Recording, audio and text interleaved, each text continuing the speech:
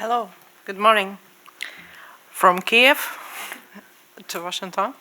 Okay, I'm going to tell you, to share with you the data that we collected recently. Actually, we finished last Friday, so it's really fresh. And it is a national representative sample of 800 Ukrainians. You know, representatively, we are in many different and possibly strange places. Some of us are in another country, refugees. Some are not at home, IDPs. Some are in trenches or helping soldiers. So it is really national representative, covering all types of Ukrainians. And let's start. Okay, thinking about the global support, well, there are many facets. I will start from the strong appreciation of the diplomatic support. And, 8 in 10 Ukrainians are really touched in their hearts, having these visits to our country from the world leaders.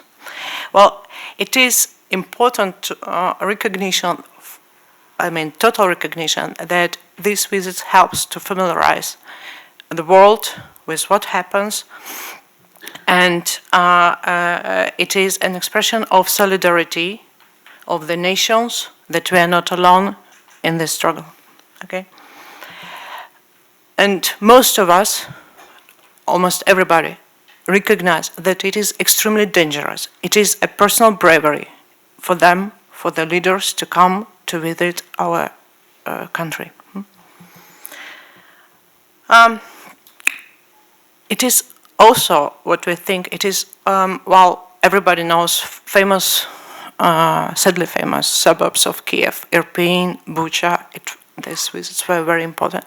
But we're also saying that there is east and south liberated areas of the countries, and it is hugely important that world knows what's happening there. Well, it's not this recent poll, but I find it interesting that we surveyed right after the liberation regions of Kharkiv. It's Izium, Balaklia, Kupiansk, and once these were, let's say, small towns, but they were flourishing. 75% of people were working, and now among those who left, not everybody has left there, only 1 in 4 has a job. Okay, despite internet and mobile signal is there already. Okay. Reception of Ukrainian refugees. Of course, in the beginning of the war, in the spring, we saw a high resonance of support of taking refugees from Ukraine in Poland, in other countries. Daros showed that, but 73% of us respect and highly appreciate this level of support, and we know what we are talking about. Like 1 in 5 families in Ukraine were affected, currently are being refugee families. Economic aid. Half of us, we really appreciate and understand the level of economic aid received by the country, despite all the hardships that we have. Jobs are not there, and our incomes are lower, and cost of living is like 40% higher than a year ago. It's all pressing, but still economic aid is very important and appreciated.